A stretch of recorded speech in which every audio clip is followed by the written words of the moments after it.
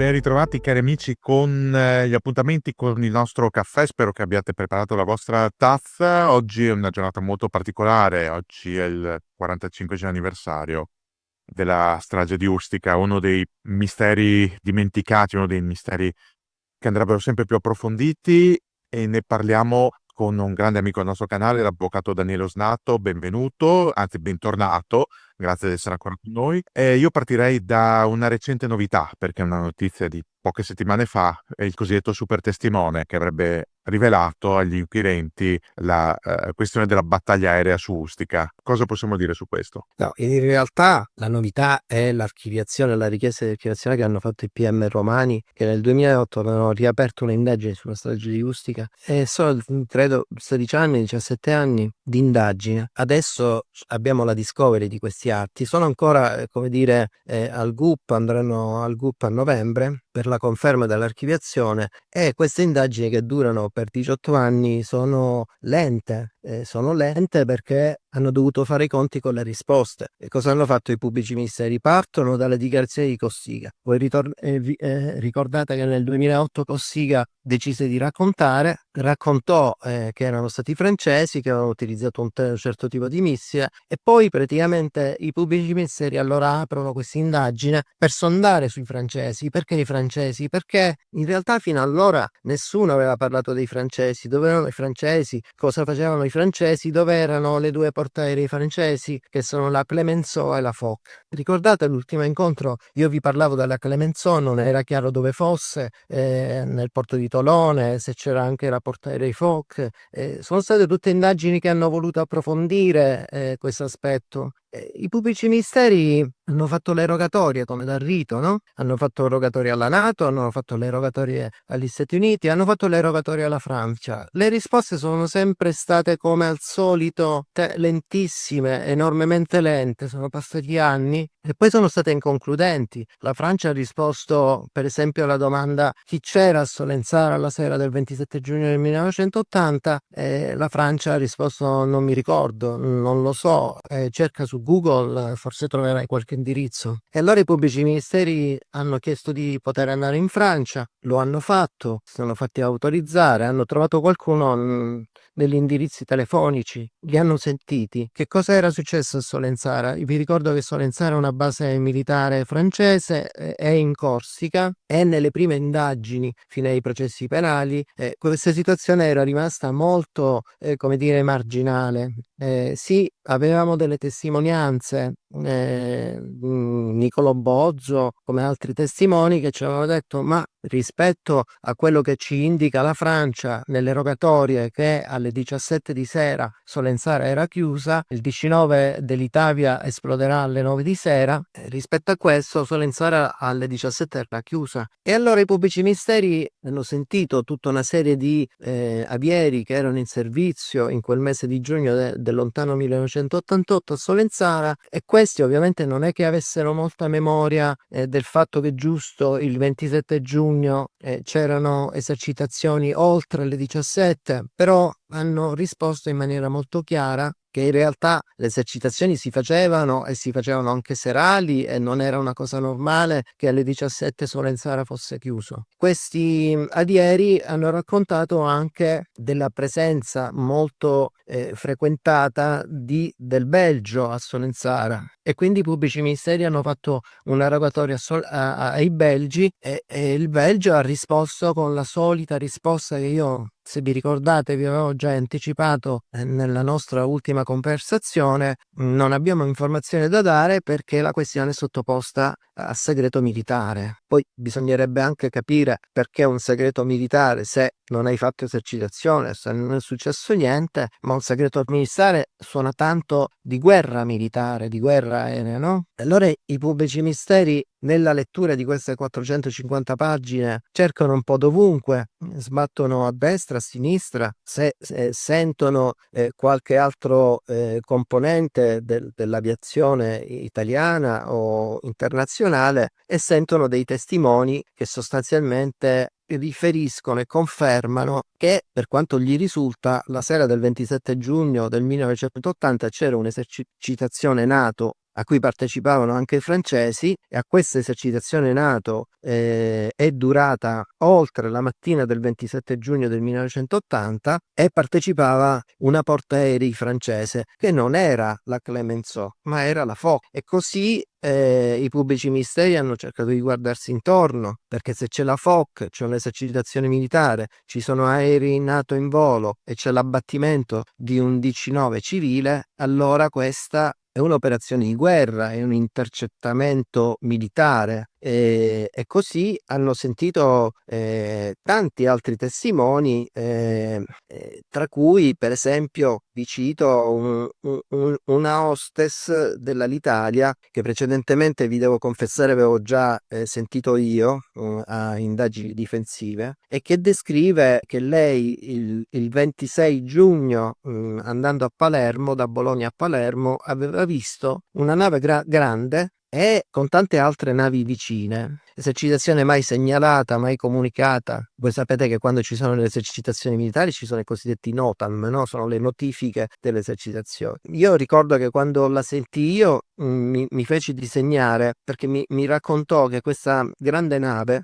aveva delle strisce bianche sul ponte, e allora io mi feci disegnare queste strisce bianche. Lei le ricordava molto bene e sostanzialmente mi disegnò la Foch, perché quelle strisce bianche così come disegnate nella memoria di questa hostess sono esattamente coincidenti con la portaerei Foch. Allora i pubblici ministeri hanno approfondito la questione, hanno sentito tutta un'altra cordata di militari, per lo più italiani, che raccontano che la sera del 26 giugno del 1980 e anche nella mattina del 27 giugno erano saliti sulla Foch. C'era quell'esercitazione che poi per il cattivo tempo, qualcuno racconterà, era stata rinviata e poi annullata, ma vicino Napoli, dove di ricordo c'era anche la Saratoga, che è la portaerei americana, erano saliti sulla Foch già la sera del 26 giugno. E allora i pubblici ministeri hanno richiesto alla Francia: ma scusami, per favore mi dai il tracciato delle percorrenze nei giorni precedenti, ma anche i libri di bordo della Foch,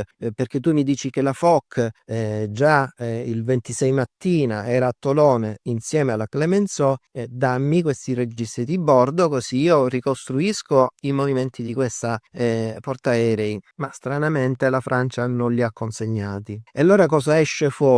Esce fuori che in realtà la tesi della battaglia aerea, con il coinvolgimento di unità navali e anche di portaerei, soprattutto francesi, è sempre più avvalorata. Tenete presente che i pubblici ministeri, per carità, lavorano sempre negli spazi con cui noi ormai siamo abituati a lavorare, che sono quegli spazi che giustificano il decorso dei 45 anni e il nulla sul niente, la devastazione documentale, ma soprattutto la negazione informativa a tutti i livelli. La NATO alle rogatorie ha risposto di non aver conservato niente, e c'è da chiedersi come mai non abbia conservato niente su un evento così grave, tra l'altro sul quale la magistratura italiana ha lavorato e ha svolto delle inchieste proprio con riferimento alla presenza di navi e aerei in volo quella sera maledetta,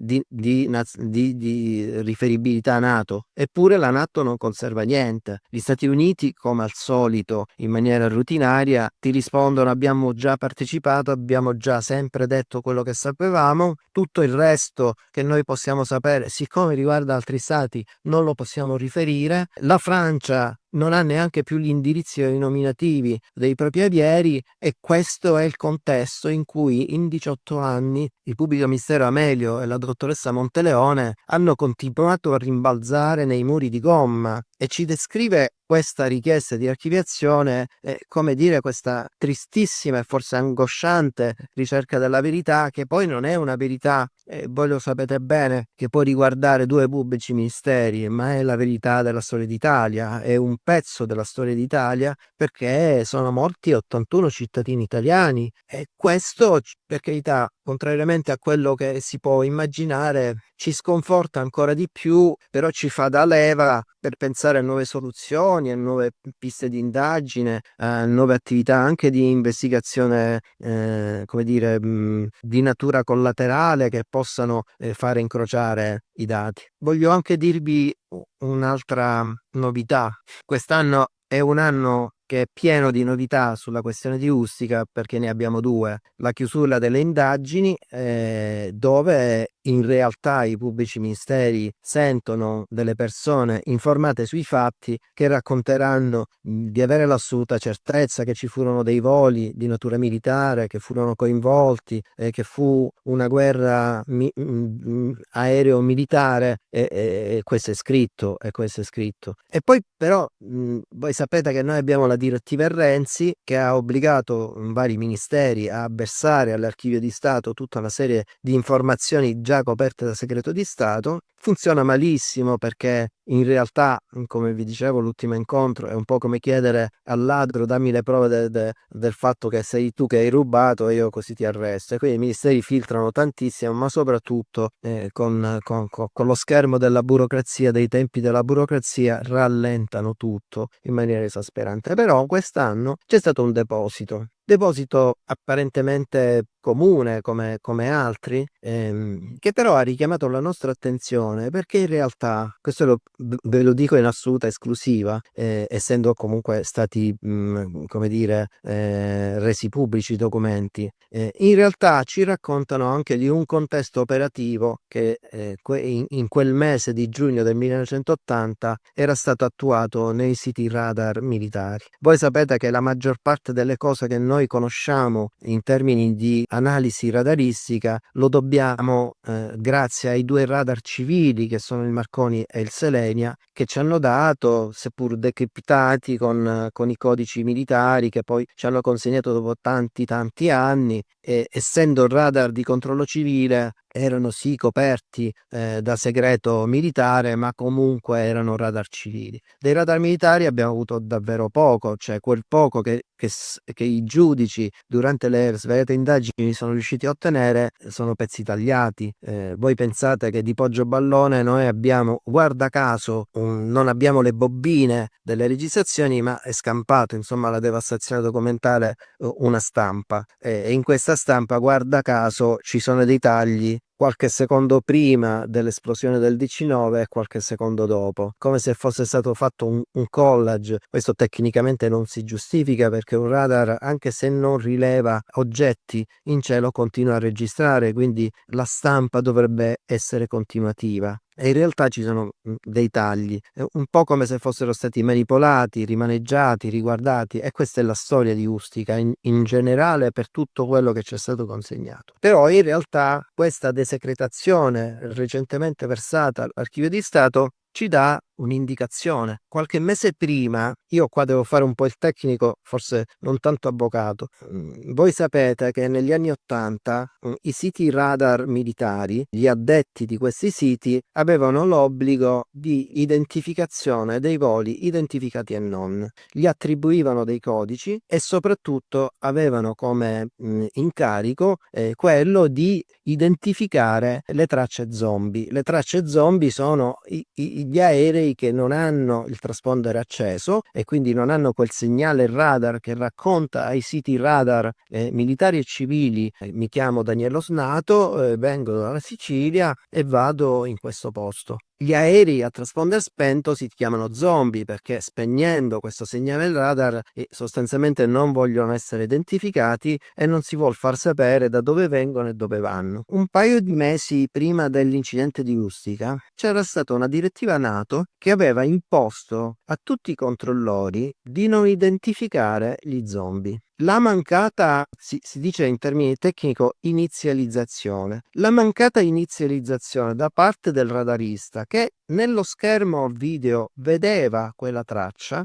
per direttiva NATO non poteva inizializzarlo, quindi non gli poteva assegnare un codice identificativo, poi eventualmente da trasmettere ai più alti livelli qualora quel volo andasse in direzione problematica o rischiosa. Avevano l'obbligo di non identificare gli zombie. Se non lo inizializzavano quella traccia, non veniva il sistema, soprattutto nei siti automatici, il sistema computeristico di allora ovviamente non registrava. Quindi vi era come dire un sistema che consentiva uno di non battere le tracce zombie, di non inizializzarle, di non segnalarle e soprattutto di fare sì che non venissero registrate. Questo circolare, immediatamente dopo l'incidente di Ustica, credo a settembre del 1980, viene annullato. La giustificazione di questa direttiva NATO era quella della sovrappopolazione delle registrazioni. Valeva a dire,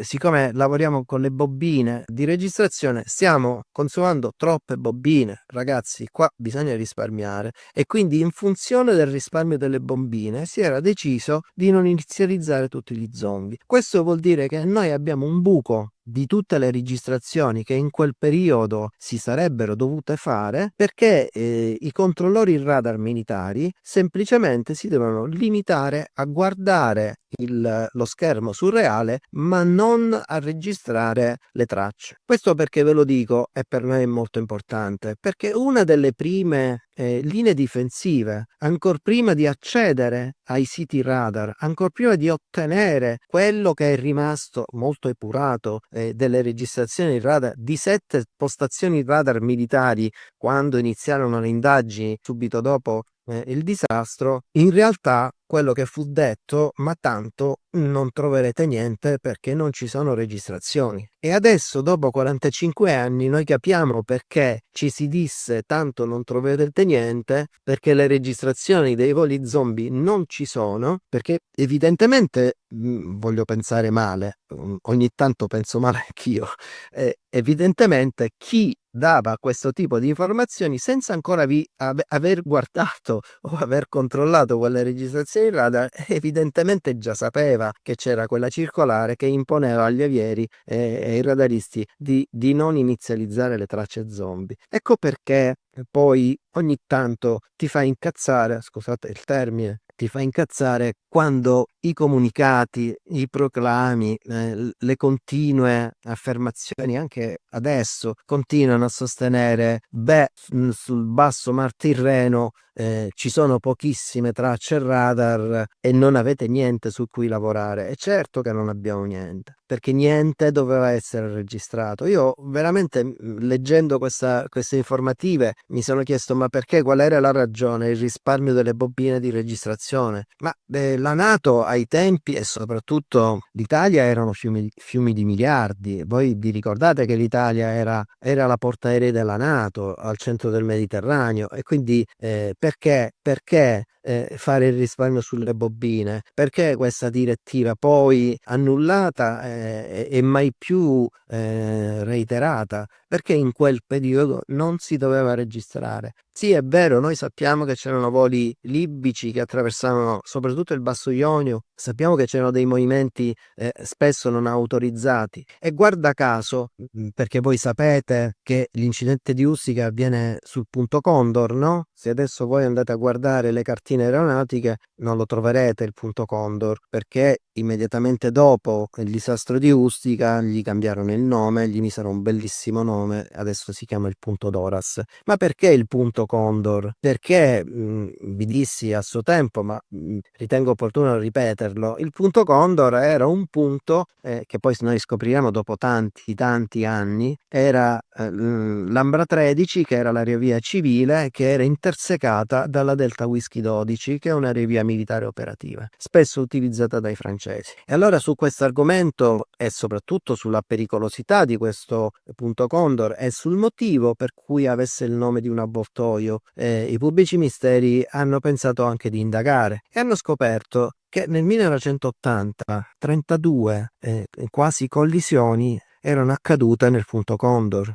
Voglio dire, 32 denunce di piloti civili che attraversando il punto Condor, nel momento in cui sono atterrati a Palermo in un'altra sede dove era destinato quel volo, hanno denunziato di avere subito avvicinamenti non autorizzati e non segnalati da parte di aerei militari a livello di quota dei voli civili, perché l'intersezione ci può anche stare ma a quota bassa da parte di un aereo militare, perché se io cammino in autostrada voi sapete che le pecore non mi devono attraversare l'autostrada, no? E gli aerei militari sono le pecore. E guarda caso questo punto Condor era visto da 6 o 7 radar militari, ma non era oggetto di indicazione di controllo. Quindi quel radar militare lo vedeva, non inizializzava le tracce zombie, perché sennò sarebbero dovuti scattare gli allarmi. Uno zombie che si accosta a un volo civile è allarme totale. Devono alzarsi gli intercettori, lo devono tirare giù, quantomeno lo devono tirare fuori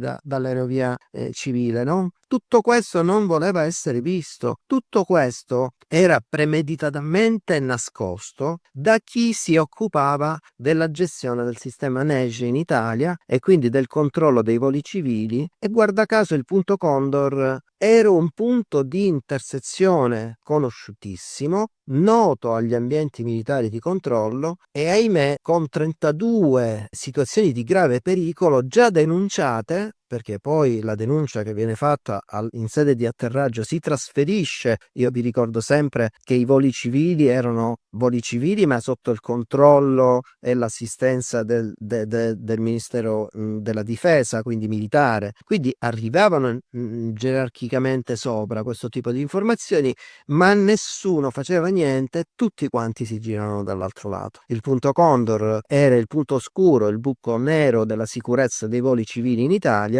e noi siamo stati così fortunati da prendere una bomba sul punto Condor, per capirci, no? Quindi per carità, le denunzie Diciamo prendere una bomba in senso figurato. in senso molto figurato e anche molto sarcastico, non vorrei che qualcuno mi comprenda male, perché dico, io adesso ultimamente ho riletto anche qualche commento al precedente dialogo che abbiamo avuto, dico, non capisco, non riesco a capire perché alle volte si debba arrivare a offendere chi cerca di dire la verità, perché sapete, la verità non ha mori di gomma, cioè tu puoi anche nascondermi tutto quello che sai, tutte le informazioni che sai, eccetera, ma io sono in un paese che ritengo ancora democratico e vi ho sempre detto che come a voi, anche ai magistrati, ma anche ai miei clienti, io ho sempre detto la verità di quello che penso, a mio rischio e assumendomi le responsabilità di quello che dico,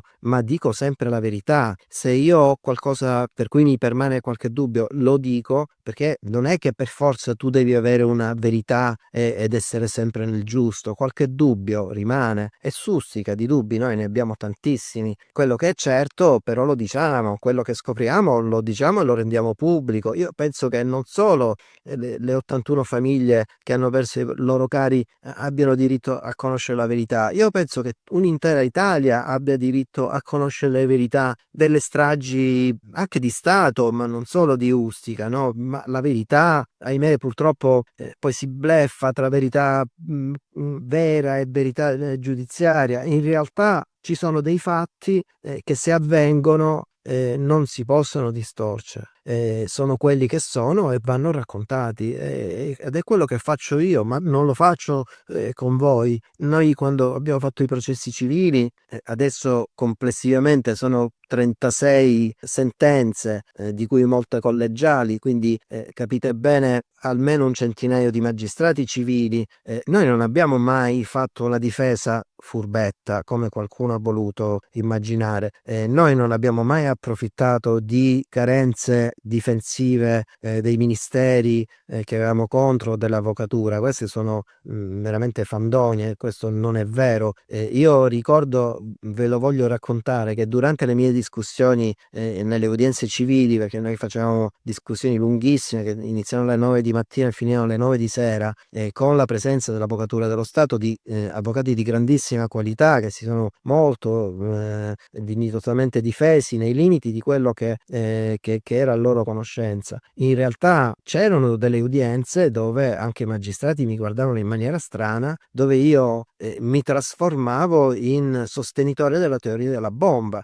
Quindi io ho fatto delle udienze dove spiegavo perché era stato un missile, delle udienze dove spiegavo perché poteva essere stata una collisione piuttosto che una semicollisione, ma ci sono state delle udienze dove io ho sostenuto apertamente la teoria della bomba, perché poi alla fine la risposta non poteva che essere quella vera, perché noi non abbiamo mai cercato una risposta finta o una risposta di comodo, no? Quando qualcuno parla di Ustica e la affianca a un'ingiustizia civile, perché lo Stato deve aver pagato, qualcuno dice centinaia di milioni di euro, e non è vero affatto, soprattutto per ciò che riguarda i parenti della strage, ma in realtà non ha mai letto un atto del processo. Noi abbiamo preso tutte le perizie, quelle pro, quelle contro, quelle che non ci stavano bene, quelle che ci facevano anche antipatia, devo dire, no? Perché sai, un perito che ti dice sì, lo vedo, il foglio è bianco, ma per me sarà sempre nero. E allora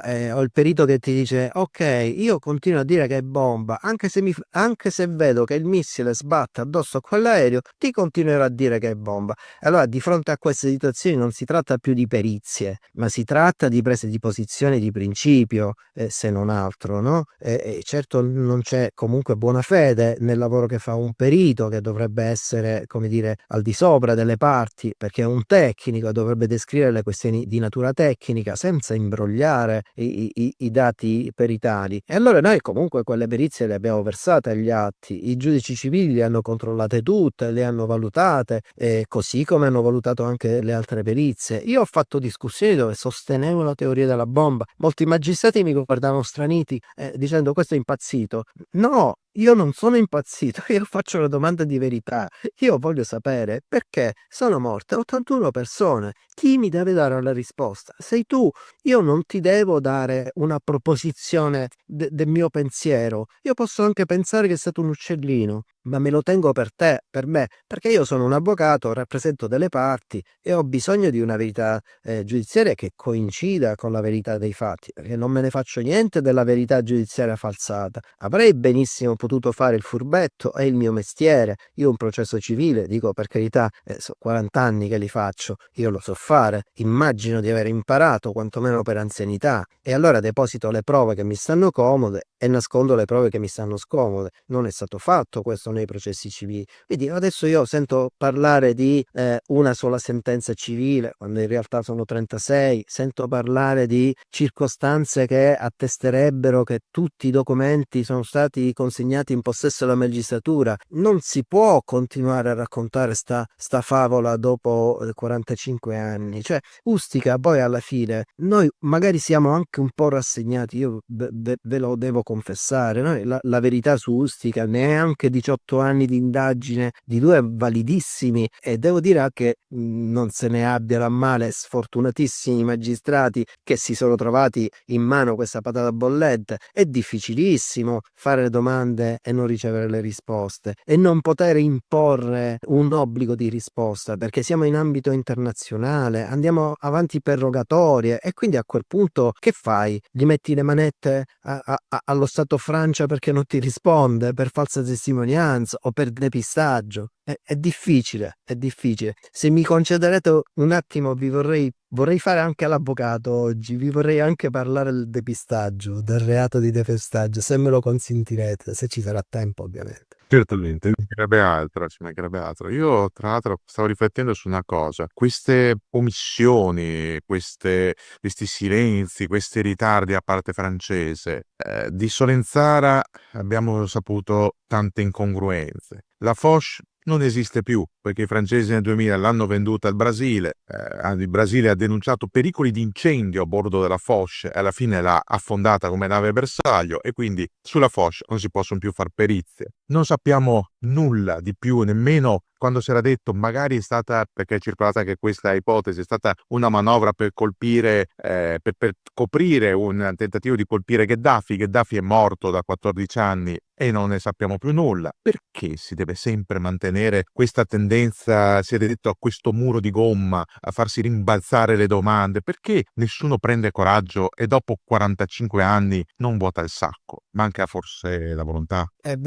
Intanto ti faccio notare che io non so nemmeno come si chiama la FOSH, come la chiavi tu, o la FOC, no? Questo per darti il segno che in realtà di questa portieri se ne è parlato talmente poco in ambito processuale ed è rimasta talmente così defilata, perché tutti avevamo puntato semmai alla Clemenceau, che era l'altra portieri francese. È proprio questo il segno dell'ambiente in cui noi siamo contestualizzati. La FOC o la FOSH è rimasta defilata, isolata, nascosta. Poi ci vuole, questi sono quelle intuizioni di indagine, ci vuole l'hostess che ci fa il disegnino e allora lì si accende una lampadina. Ma sono passati 44 anni, cioè non è che... e quindi vai a recuperare tutto questo, perché il motivo primario del perché si è nascosto all'inizio, io l'ho compreso benissimo e non temo smentite su questo. Non è certamente stata una questione di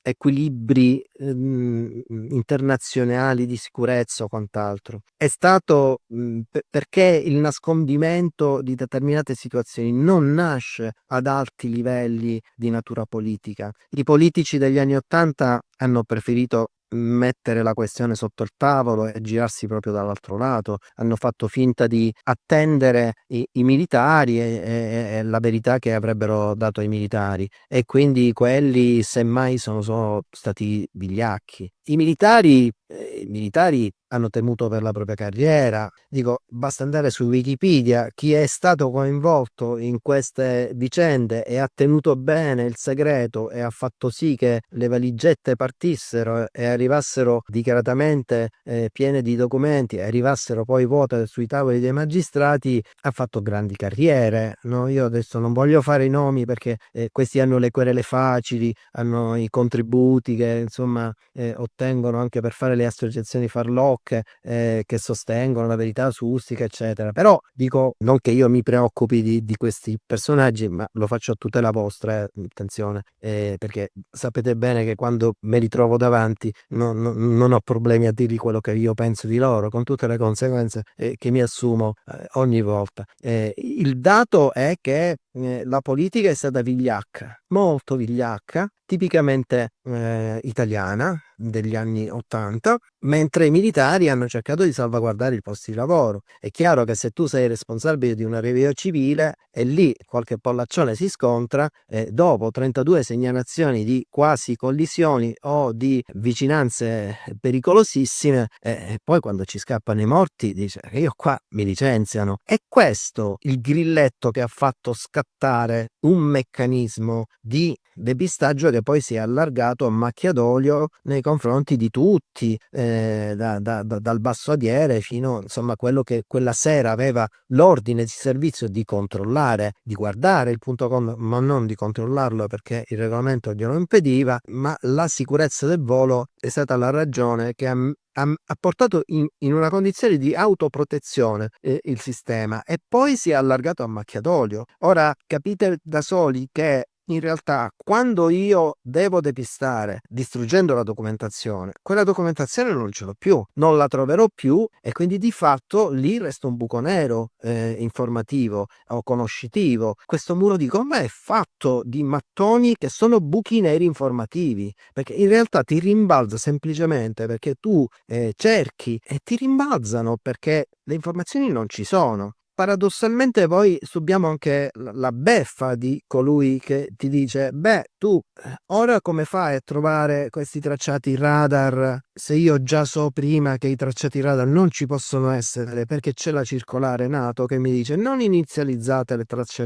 zombie, ma lo dicono prima di guardare loro stessi il tracciato. Come fai tu ad avere la certezza che quel tracciato non contiene zombie? Lo sai perché a monte sai che gli zombie non ci saranno, perché non vengono segnati. Allora è tutto una beffa, è quasi una provocazione, e negli ultimi anni vi devo dire che proprio questo, paradossalmente, è quello che dà più angoscia.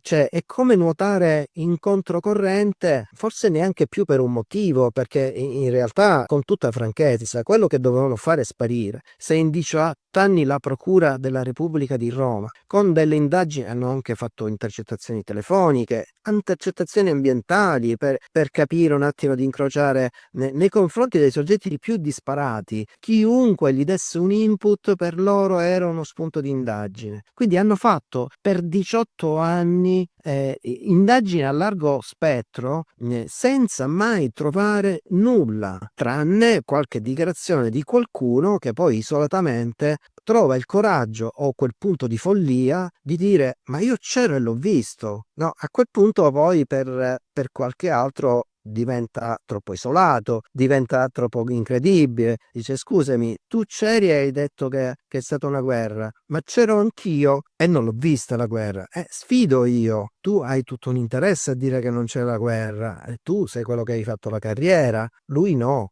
Lui la carriera non l'ha fatta, perché forse aveva già anticipato a qualcuno, anche amichevolmente, l'idea di voler raccontare, no? Il dato oggettivo è sull'aereo. Il dato oggettivo è che questo è un aereo che non ha avuto un cedimento strutturale, è un aereo che non può aver avuto una bomba. Io invito tutti i fautori della bomba a venire a Capaci, no? Cioè, venite a guardare cosa lascia cosa lascia una bomba. Sono siciliano, io c'ero, no? Cioè, una bomba lascia delle tracce incredibili. Cioè, ha voglia poi di dire: sì, ma è una bomba di ridottissime, infinitesimali ridotte dimensioni. Ma allora cos'è? Una pietrina focaia di un accendino? Di cosa stiamo parlando? La bomba invisibile, la bomba che non lascerà tracce in nessun oggetto del 95% dei pezzi che abbiamo raccolto in fondo a mare a 3000 metri di profondità del DC9. Guarda caso i segni della bomba, guarda dove sono, perché siamo sempre sfortunati noi ragazzi. In quel 5% che non si sono trovati. Allora dobbiamo credere alle favole o dobbiamo cercare di fare un po', ma ci vorrebbe anche un poco di dignità, no? Cioè di dignità intellettuale, cioè dire: io dico quello che penso, e ci mancherebbe altro, siamo tutti in democrazia, ma non accusare gli altri di cercare la verità, perché non è accusando gli altri o aggredendoli o che tu gli impedisci. Anzi, lo dico con estrema franchezza, io so che questo canale è molto guardato anche da gente che fa, insomma, il taglia e cuci, qualcuno fa anche i pizzi, insomma, e poi pubblicano, usano, fanno il copia e incolla anche di quello che poi registrate, delle mie dichiarazioni, cioè, per sostenere la lotteria. Pizzi, dico,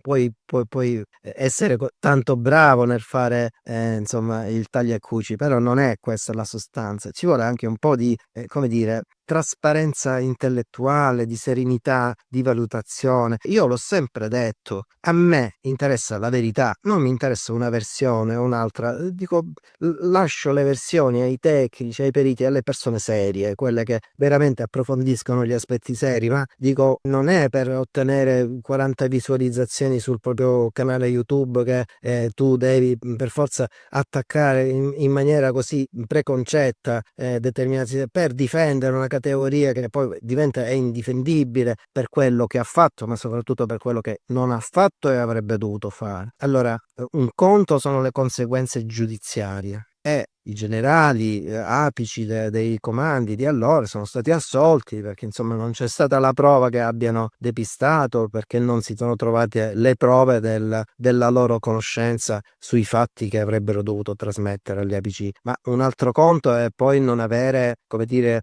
la lucidità mentale e la trasparenza mentale di raccontare la verità. Io se vedo un foglio bianco lo descrivo come un foglio bianco, non mi devo inventare che il foglio bianco è stato pitturato di bianco ma in realtà è nero. Cioè, non c'è bisogno che io faccia questo a ogni costo e per ogni costo. Quindi un minimo di verità, perché poi alla fine, credetemi, nessuno vuole la verità preconcetta. Voglio spiegarla questa cosa a un parente di una vittima. Non serve la verità finta, non serve la cosiddetta verità giudiziaria che non sempre coincide, non serve quello, non serve il risarcimento. Chi ti paga? Quale somma ti paga un figlio?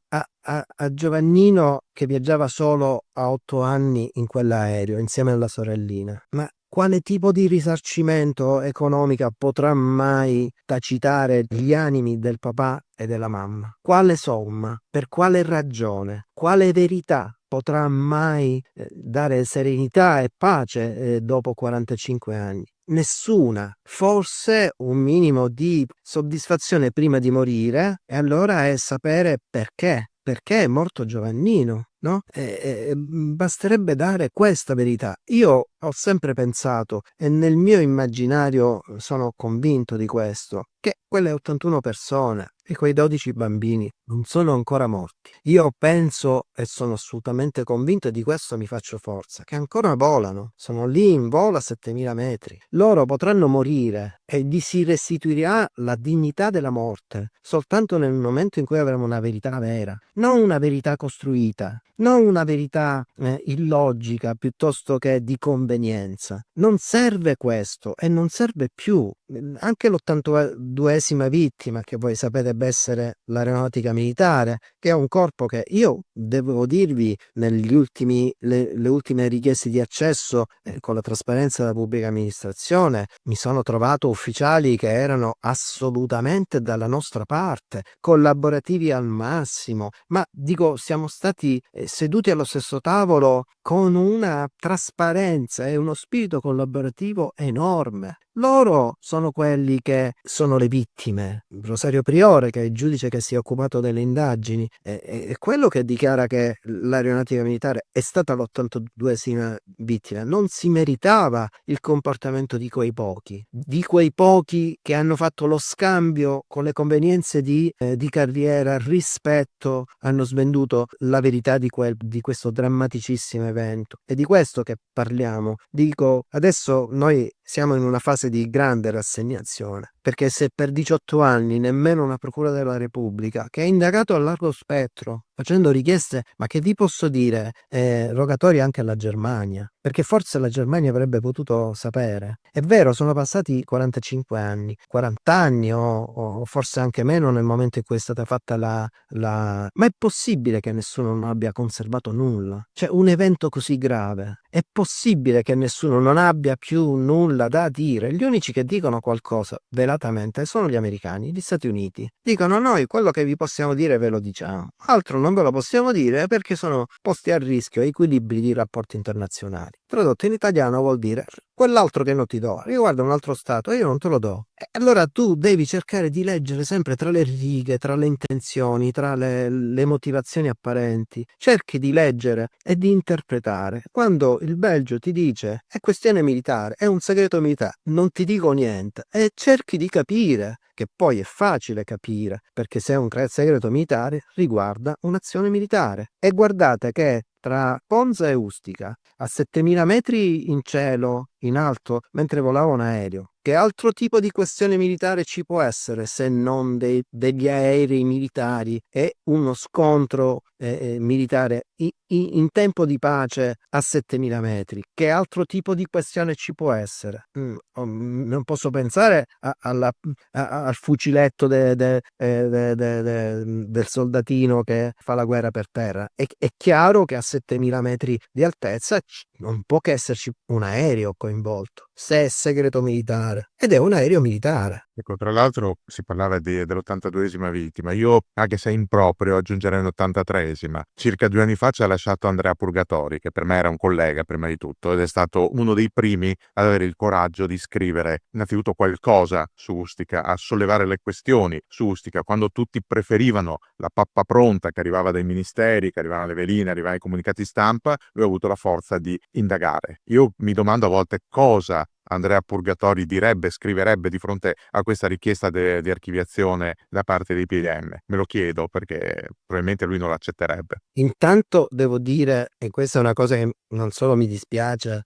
che voi sapete che io ho sempre definito i miei amici, io li definisco i miei pezzi di cuore, no? È un cuore grande e Andrea era un mio pezzo di cuore. E soprattutto quando noi parlavamo di queste questioni, anche dovendo nasconderci, perché guardate che nei tempi in cui si discuteva non era facile parlare, no? Era pur sempre una condizione di rischio per ambedue, però intanto il primo effetto del fatto che Andrea se n'è dovuto andare è un'aggressione a largo spettro su Andrea Purgatori che io ritengo totalmente inaccettabile e che mi aspetto che qualcuno reagisca, ma reagisca pesantemente, perché sai, offendere non tanto una persona che non c'è più, ma soprattutto una persona che non si può difendere e in maniera anche molto offensiva, devo dire. Ovviamente io non ho titolo per farlo, ma magari anche un mandato gratuito da un parente lontano di Andrea Purgatori gli farei il pelo e il contropelo a questa persona. Però hanno questa fortuna, insomma, che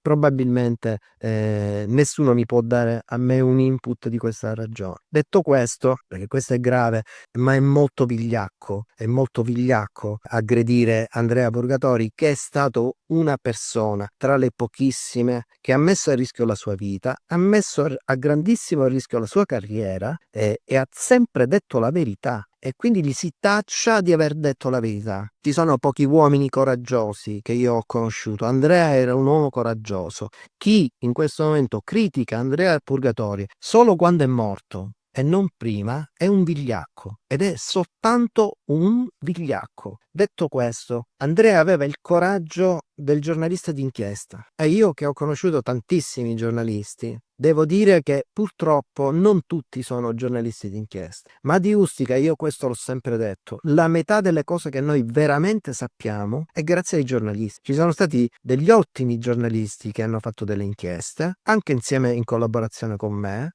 Vi devo dire che ci sono stati anche degli ottimi giornalisti che a un certo punto sono anche scappati per paura, perché sono stati terrorizzati, perché sono stati esplicitamente minacciati, perché Ustica è anche questo e per fare determinate indagini su Ustica devi essere anche un po' scemetto e anche un po' folle e probabilmente io lo sono, però in realtà conosco giornalisti che hanno ricevuto esplicite minacce e che durante delle indagini difensive che noi facevamo, spesso io le faccio con i giornalisti perché hanno quella capacità anche intuitiva della traccia investigativa da seguire. Qualcuno si è trasferito negli Stati Uniti, non vi faccio nomi per rispetto, ma perché le minacce sono state talmente esplicite e talmente pesanti che a un certo punto hanno veramente avuto paura. Ora, per carità, gente come Andrea ne fanno uno ogni 40 anni, dico, noi lavoriamo ancora su documentazione di Andrea, anche la Procura della Repubblica ha fatto un approfondimento, vi ricorderete che Andrea aveva trovato quel testimone che era a bordo della Saratoga e che dichiarò che in realtà la Saratoga quella sera aveva messo in volo degli aerei. La differenza tra me e Andrea, per esempio, è che Andrea si è preso l'aereo e se n'è andato negli Stati Uniti, è andato a cercare questa persona, lo ha trovato dove abitava.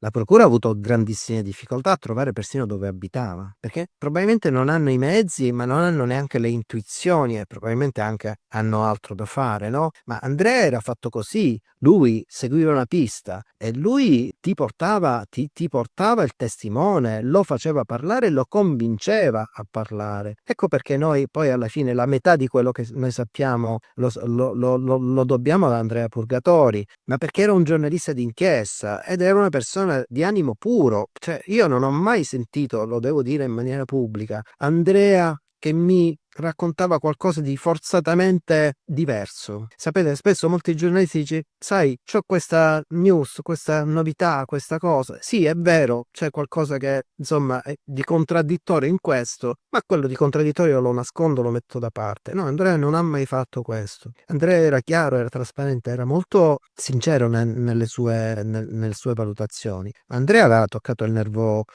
dolente di quel sistema, di quel corpo parallelo all'aeronautica militare. Io sulla vicenda di quello che è successo a Andrea alla fine non voglio mettere becco, sono stato talmente dispiaciuto, tra l'altro io lo sapevo anche da prima che non stava bene e per me è un po' come se resti senza una ruota, cioè non è più come prima, anche per noi, anche per noi. Spesso quando noi avevamo i periodi brutti, quando dico noi perché non ero il solo, Andrea era un punto di riferimento, il messaggino Andrea, anche così fugace, era tanto di conforto, no? Perché lui teneva anche a muso duro il confronto nei confronti di questi soggetti ed era bravo in questo, e quindi era un punto di riferimento, di sostegno anche di natura, come dire, psicologica per noi. Continuiamo noi a fare il lavoro su Andrea, i pubblici ministeri hanno approfondito anche questo aspetto.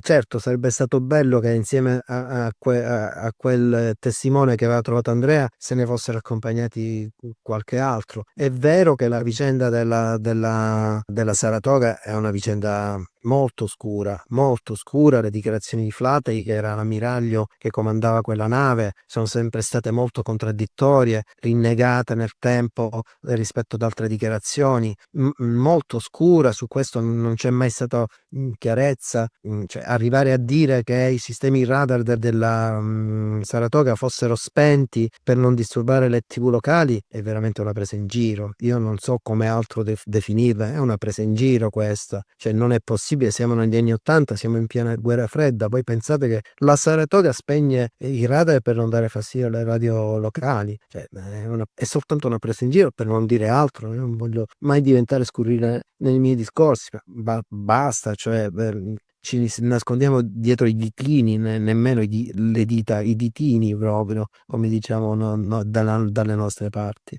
È inaccettabile. Peccato, se ci fosse Andrea sarebbe tutto diverso. L'anno scorso le dichiarazioni dell'ex presidente del Consiglio Amato sulla vicenda a molti sono apparse confusionarie, ad altri sono apparse un po' meno confusionarie, era inedito. Quanta verità può aver detto Giuliano Amato in quello che ha dichiarato? Le dichiarazioni di Giuliano Amato, che vengono dopo 44 anni del fatto, hanno comportato delle reazioni molto, come dire, aggressive da parte dei sostenitori delle teorie avverse. In realtà chi vi parla è uno, forse dei pochi, non ne vorrà il signor Amato nei miei confronti. A me Amato non ha mai fatto grande simpatia, e vi spiego anche perché Amato ha sempre avuto delle posizioni, come dire, molto e qui uno deve trovare sempre i termini per evitare, insomma, le reazioni processuali dello avvocato. Molto confuse, ecco, diciamo così. Io ricordo che quando Cossiga decise di rivelare a un giornalista, perché poi sempre si ritorna lì, no? Spesso sono i giornalisti che fanno le inchieste che trovano la verità, che in realtà erano stati francesi con un missile particolare, gliel'aveva detto Santo Vito, eccetera. Non fu una dichiarazione che rimase così, perché io me lo chiamai nei miei processi civili e lo costrinsi a testimoniarlo sotto giuramento, e lui fu costretto a testimoniarlo sotto giuramento. Quindi non è una dichiarazione, come dire, rilasciata così, è una prova processuale. Cossiga chiamava in gioco Giuliano Amato, dicendo anche Amato sapeva questa roba qua, e quindi io mi chiamai a testimoniare Giuliano Amato, che si arrabbiò tantissimo per la circostanza che io lo avessi disturbato per testimoniare, e ci venne sostanzialmente a negare tutto, se non facendo una scena muta. Dopodiché, dopo anni, Giuliano Amato, forse perché in tarda età un po' la coscienza bussa alla porta, forse ha pensato di ricambiare ancora un'altra volta la propria versione. E quindi è tornato, insomma, su questa questione. Io lo sapevo, sapevo che era stato un miss, eccetera.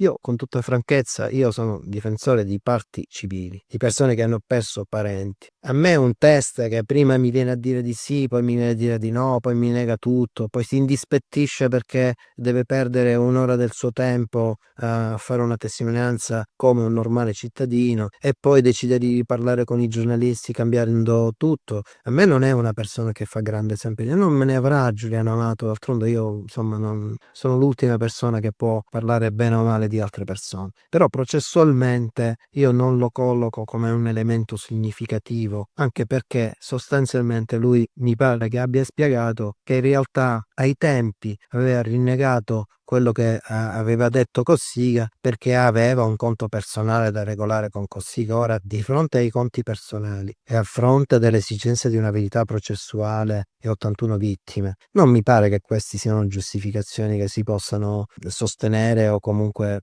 in qualche maniera accettare. Io quindi, secondo me, quello che può dire Giuliano Amato, che poi non dice niente, a me non serve ai miei assistiti, non serve alla verità di Ustica, porta soltanto confusione se cambi idea in continuazione e porta stress emotivo a tutti coloro che sono lì, che aspettano quella goccia di verità che da 45 anni non ci arriva, no? E quindi tutto questo non fa bene e per me non è bene. Lo dico in maniera esplicita, quindi quando Giuliano Amato deciderà di raccontare qualcosa di concreto, siamo qui, lo dovrà confermare sotto giuramento perché lo chiameremo a testimoniare e da quel momento noi avremo la verità di Giuliano Amato, che ancora non è chiara. È un tira e molla di riferito, di saputo, di intuito, di immaginato, di pensato, ma tutto questo non serve, no? Tutto questo non serve. Se sa qualcosa, in quel moto di coscienza che l'anno scorso gli è tirato fuori nell'agosto dell'anno scorso,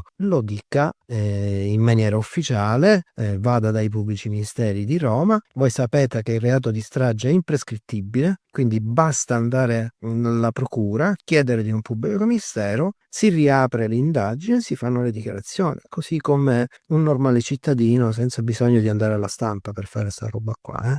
Io, se mi consentite, vi voglio raccontare, se ho proprio gli ultimi 5 minuti, questa ondata di, come dire, controassociazione che si è creata recentemente, che sostiene le teorie alternative a quelle che sostengono i magistrati, i pubblici ministeri, eccetera. Tutto questo dovete sapere che nasce per una rielaborazione di un articolo. Nel 2014 era stato presentato un progetto di legge che avrebbe voluto inserire il reato di depistaggio e fu un'idea bellissima, tra l'altro sostenuta da Bolognesi, che voi sapete è il presidente dell'associazione vittime della stazione di Bologna, persona assolutamente rispettabile, persona assolutamente meritevole. Fece questa proposta di legge perché, insieme ad altri, per onor del vero, perché riteneva che il depistaggio non era un reato previsto dalla normativa italiana, ci sono tanti altri reati di natura collaterale e l'iniziativa parlamentare era bellissima per chi di depistaggi ha mangiato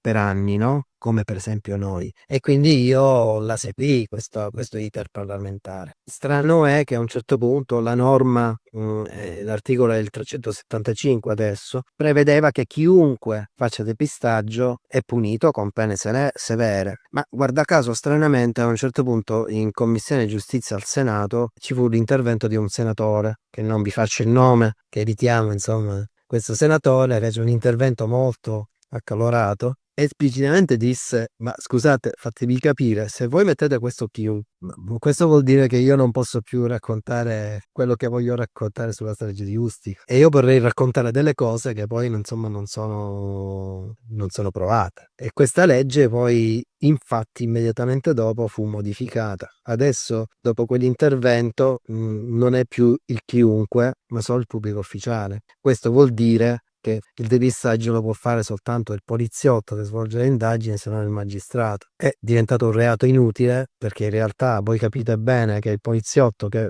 arriva a fare il depistaggio prima commette altri 4-5 reati, no? E quindi è proprio, si sovrappone un reato inutile ad altri reati già di base, ma questo ha significato per noi assistere a tutto quello che è avvenuto dopo il 2016, perché nel 2016 l'articolo 375 così è stato partorito, modificato nel soggetto possibile che possa commettere il reato di depistaggio, e questo ha aperto a tutto quello che è stato dichiarato successivamente sulla strage di Ustica, ma non soltanto sulla strage di Ustica, ma anche, mi risulta, nei processi che hanno riguardato recentemente anche la strage della stazione di Bologna, dove sono stati depositati dei documenti anche per la questione di Ustica che tutti avevano di fondamento rispetto alla verità dei fatti. Cosicché è successo che, parallelamente a questo procedimento che adesso è stato chiuso per Ustica dai pubblici ministeri di Roma, se ne è aperto qualche mese fa un altro in forza di un esposto in cui si diceva che c'erano dei Cablo che un ex dei servizi segreti che aveva dei contratti con dei palestinesi aveva, tale Giovannone, aveva trasmesso ai servizi italiani annunciando proprio nel giugno del 1980 o il diroccamento da parte dei palestinesi di un DC-10 dell'Alitalia o una bomba all'ambasciata di Beirut. Tutto questo ovviamente ha fatto aprire un'indagine, ha richiesto un approfondimento istruttorio. Alla fine sono diversi anni che si sostiene la teoria della bomba, adesso diventata di nazionalità, di riferibilità palestinese OLP, in ragione del fatto che i palestinesi segnalavano la violazione del cosiddetto Lodo Moro, che voi sapete che era un accordo tra Stato italiano e terroristi palestinesi per evitare attentati di natura terroristica in Italia. In realtà di questo se ne è occupata anche la Procura di Roma, che parallelamente alla chiusura di questa indagine sulla strage di Ustica ha anche archiviato l'indagine che si è aperta nei confronti dei palestinesi. Perché? Perché qualcuno, e infatti io mi continuo a chiedere, così come quando loro interpretano male le sentenze, a questo punto interpretano male pure le date. Quel comunicato di Giovannone che riguardava i palestinesi e quindi era del giugno del 1981, un anno dopo la strage di Ustica. Quindi si è aperto addirittura un'associazione che sostiene la teoria dei palestinesi, tra l'altro finanziata pure dal governo italiano, per sostenere questa teoria. Stampano libri, stampano dizionari di vario genere, hanno il loro cultore filosofico, un professore universitario che si presta insomma anche a questa roba qua, però poi alla fine, guarda caso, hai sbagliato la data. Quindi quell'allarme di attentato palestinesi non era del 16 giugno dell'80, ma era il 16 giugno 81 e quindi per un anno non ci hai azzeccato. È chiaro che tutto questo, pervenendo da chiunque, diciamo così, sempre senza dover fare i nomi, ma se volete li faccio, io non ho paura di fare i nomi, li ho sempre fatti, lo faccio, non lo faccio a tutela vostra. Dipende da questo intervento parlamentare in Commissione Senato, che fece in modo che quel chiunque, dall'articolo 375 per il reato di depistaggio, sia stato trasformato in pubblico ufficiale. Quindi da quel momento, logicamente, per le conclusioni che vorrei trarre, è che davvero adesso, grazie a questa nuova formulazione, chiunque si può permettere di fare tutti i depistaggi che vuole, ma non è imputabile perché non commette reato di depistaggio. Si ritorna soltanto all'esigenza di dignità e di intelligenza quando si ragiona in questi termini, perché non si commette reato, non è punibile in sede penale, ahimè. Tra l'altro noi ci siamo già occupati del cosiddetto Lodo Moro, e quel Giovannone, io me lo ricordo bene, è il colonnello Stefano Giovannone, capostazione del Sismi a Beirut, che ebbe anche a che fare con il rapimento e la sparizione di Graziella De Palo e del suo collega Zogni a Beirut. Un personaggio che anche questo non possiamo più interrogare perché è morto da 40 anni, quindi... Ma per carità, Giovannone sarebbe stato molto forte sui social se fosse campato in questo periodo, perché era uno molto produttivo di comunicati che spesso non dicevano niente, ma era quasi uno stalker di messaggistica, no? Quindi Giovannone faceva messaggi in continuazione. Però sì, alla fine quello che ha riguardato l'eventuale riferibilità delle informazioni di Giovannone con riferimento ai palestinesi è accaduto nell'81, cioè lì non si può confondere un anno per un anno, a meno che davvero non si sappiano leggere nemmeno i numeri, perché sennò diventa malafede, in alternativa, per come qualcuno può pensare. Decisamente. Va bene. Beh, Spero di avervi con noi. ma grazie a voi, grazie a voi. Mi immagino adesso, insomma, tutti i commenti critici che ci saranno. Siamo talmente tanto abituati, Daniele, che non è neanche, cioè, guarda, va bene così, perché tanto siamo abituati, non è solamente Ustica, è tutto il resto, quindi va bene. No, ma sono abituato anch'io e il problema è questo, in conclusione. Non mi azzarderei mai, ma per rispetto non solo vostro, ma delle persone che io assisto e che sono parenti di vittime, io questo lo voglio ripetere ancora una volta, a dire delle cose sulle quali io non sono assolutamente convinto che siano così, o a dire delle cose che strumentalmente debbano essere false perché ci può essere, come dire, una teoria alternativa di maggiore convenienza. Mi dovete credere e io mi auguro che chi può fare il commento offensivo, ho letto uno che scriveva che io sarei uno speculatore, magari potessi avere l'animo dello speculatore. Io ho preso un impegno, quello di dire sempre quello che ritengo sia vero e contrastare tutti coloro che, anche grazie a una variazione normativa del reato di depistaggio, si possono consentire adesso di fare e dire quello che vogliono impunemente. C'è un limite anche alla dignità e c'è un limite anche alla verità di convenienza. Per carità, ognuno è libero di pensare quello che vuole, di fare quello che vuole, però basta taglia e cuci su sta roba qua, cioè, Concordo in pieno. Non serve concordo in pieno, aspettiamo i commenti. arriveranno. Sì, sicuramente. Lo dice, tanto io non li leggo, io non sono social, non sto appresso a ste robe qua. Ma qualcuno potresti, allora, leggili, ogni tanto quando fai due risate. Ogni tanto mi fanno venire il latte alle ginocchia per non dire altro, non c'è problema. Vi ringraziamo, Daniele. E mi permetto di farvi davvero i complimenti, perché io devo dire, fino all'anno scorso, non essendo così social, non vi conoscevo, ma da quando insomma vi ho conosciuto, mi sono, credo, visto tutti gli interventi che voi avete fatto, i servizi, e non ho mai trovato, come dire, spazi per valutazioni non positive, ma veramente complimenti. Devo dire di aver imparato tantissimo attraverso di voi, anche su fatti che io francamente sconoscevo. Io non so come voi sappiate tutte queste vicende. Federico, Io vi guardo Federico. e spesso vi uso, ecco, diciamo così, vi uso per una mia crescita personale. Bravi, Felici di essere usati, felici di essere utilizzati. Felici saniranno, felici di essere usati. siete migliori. Siete Grazie mille. Grazie ancora di essere stato con noi. A presto. ragazzi. Grazie.